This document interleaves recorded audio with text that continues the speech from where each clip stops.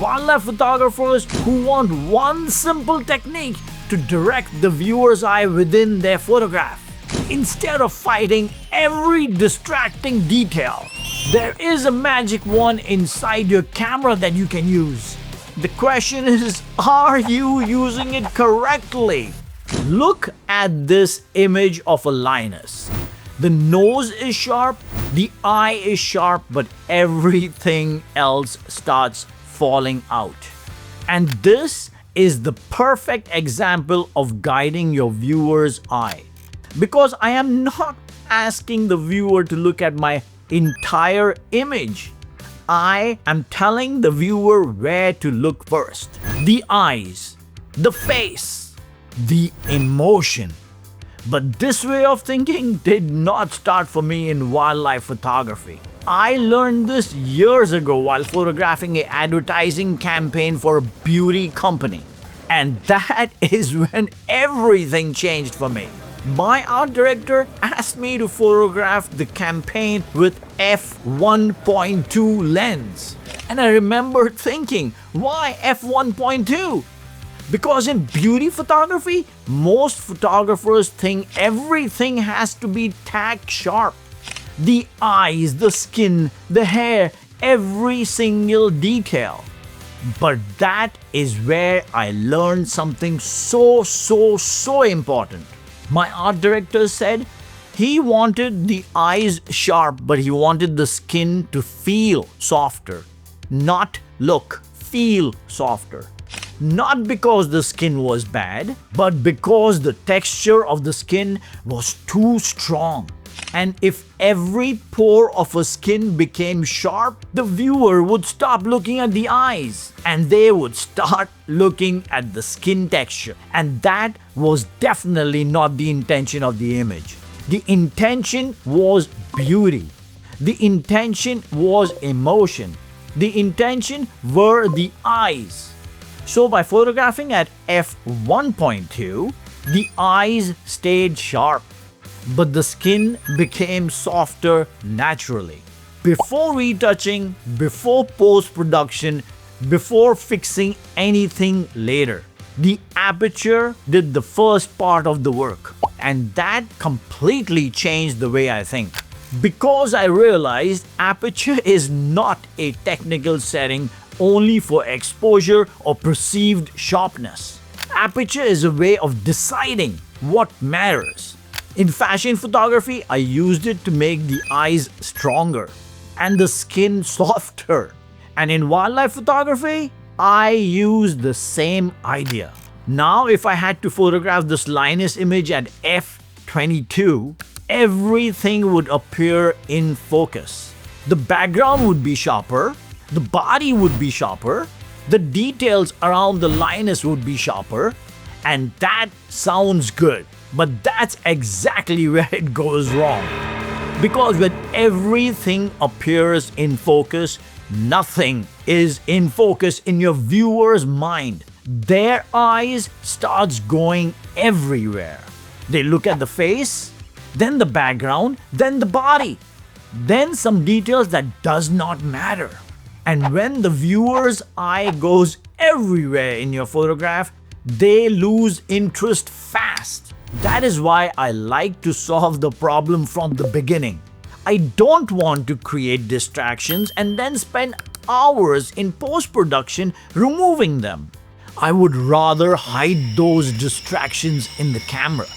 And the easiest way for me to do that is to use a wide aperture like an f2.8 or an f4. That way the distractions are less important even before I start editing. And this is one of the biggest difference between a wildlife photographer and a fine art wildlife photographer. A wildlife photographer may show everything clearly, and that is a skill on its own. But a fine art wildlife photographer guides the viewer's eye. He or she controls attention. They tell the eye where to go, what to look first. So for me, the less I have to fight the image later, the stronger the image usually becomes. At f22, I may get more perceived focus. Yes, perceived focus. But I also get more work, more distraction, more competition, and even after all that work, my viewer may not love my image. But at f2.8 and f4, I can simplify my photograph from the very beginning. I believe I can make the viewer feel my image faster. And that is why I don't use Aperture just for sharpness, perceived sharpness. I use Aperture to control attention. Because what I learned in beauty photography still applies here. The eye must be sharp. The emotion must be sharp. But everything else does not need to fight for attention. This is the power of Aperture. It decides what matters first. Alright guys, before I show you the magic wand, we need to clear up one mistake. Depth of field is not true focus, it's perceived focus. And once you understand that, you will understand why f22 feels safe. Yes, only feels safe, but it still makes your image softer. But it has nothing to do with sharpness. First, let's talk about what f8, f22 and every other aperture in the middle actually do to your image. Because this is where most of us get confused. We think if we close the aperture down to f8 or f22 or whatever in the middle, I will get a sharper image. But that is where it goes wrong. f22 does not create more true focus. It only creates more perceived focus. And there is a big difference. Focus is physical. Focus happens when the glass elements inside your lens move. So the light coming from your subject lands sharply on your camera's sensor. But that sharpness happens on one plane, one exact distance. If the animal's eye is on that plane, the eye is sharp. If the animal's eye is slightly in front of that plane or the animal's eye is slightly behind that plane, the eye is soft. That is true focus. But depth of field is different. Depth of field is the area that's in front and behind of your focus plane. That area appears sharp to your eye. It's not actual sharpness. That is perceived focus. Now that is what happens when you use f8 or f22 or everything else in the middle. Your aperture opening becomes smaller, and when your opening becomes smaller, it blocks many of the outer rays of the light and allows a narrow cone of light to reach the sensor. Because the cone of light is narrow, more of the scene appears sharp enough. The foreground appears sharp. The background appears sharp. More of the animal's body appears sharp. But remember, this is not more true focus. This is only perceived focus. If you do a comparison to a sharp image of the same exact spot, you will see it's different. It's softer. It's only perceived focus. The lens is still truly focused on one plane. Everything else is only acceptable sharpness. And that is the myth. We think now everything is sharp. But the reality is, not everything is actually sharp. It's just more readable. More of the background is visible. More of the branches are alive. More of the grass is speaking. Okay, now let's look at the opposite side. When you are using f4 and f2.8, your aperture opening becomes larger. And when your opening becomes larger, it allows a wider cone of light to reach your sensor. Because the cone of the light is wider, less of your photograph seems sharp enough. The foreground becomes softer, the background becomes softer, the grass becomes soft too. But here is the real issue.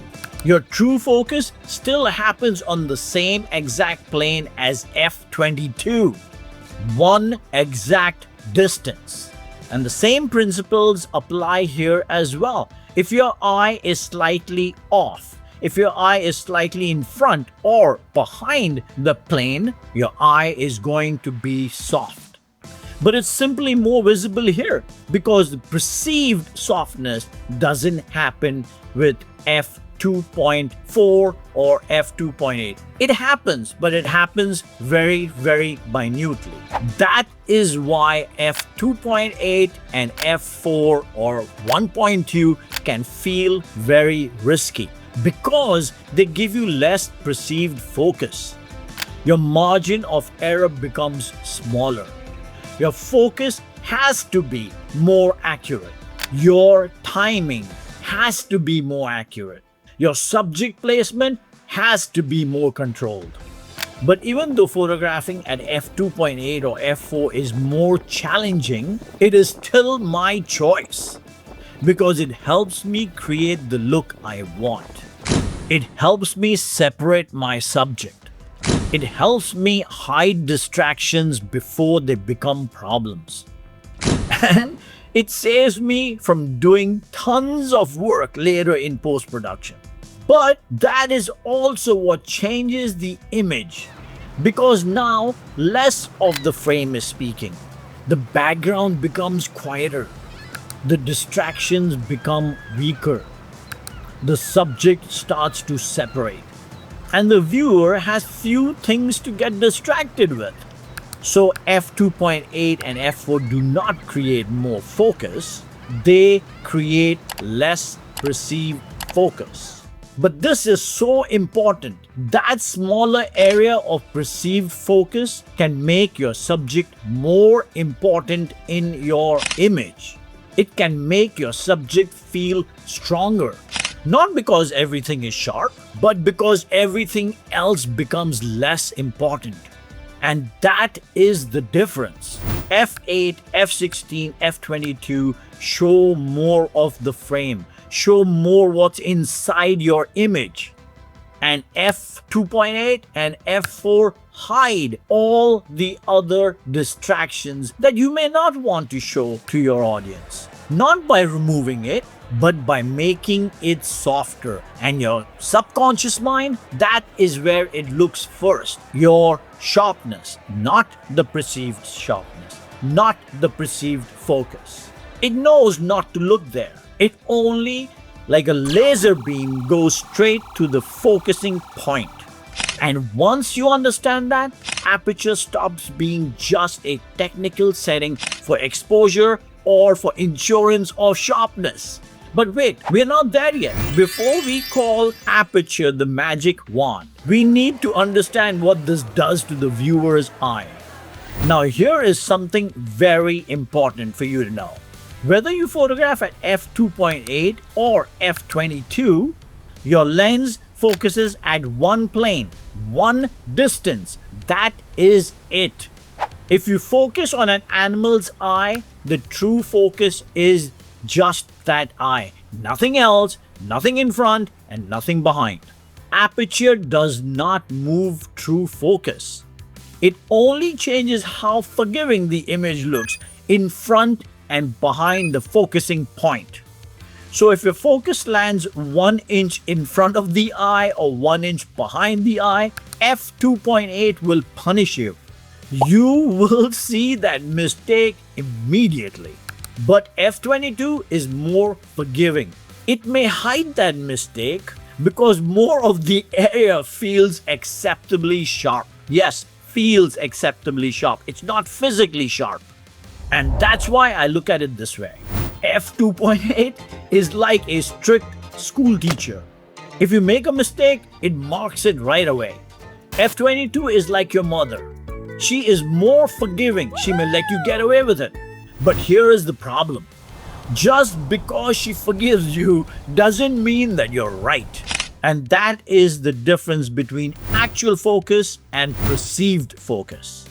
So yes, f22 may forgive my focusing mistake slightly, but f2.8 will help me create the image I actually want. It helps me guide my viewer's eye. It helps me hide distractions. It helps me decide what matters first. And that is why Aperture is not just depth of field. Aperture is attention control, not sharpness insurance. One last point, please don't misunderstand me. If you want world-class results from your photography, you can have them. But ask yourself one question.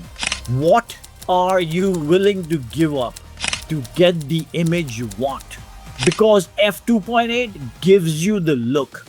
It'll give you the image you want, but it also demands much more from you. More focus, more timing, more patience, more responsibilities. And that is the trade. If you want the ease and safety of f22, you may get more forgiveness. But if you want the look that represents you, you have to accept the risk. That is where your style begins. Alright guys, watch this playlist if you want to improve your photography, and I'll see you guys on the next one. Thank you.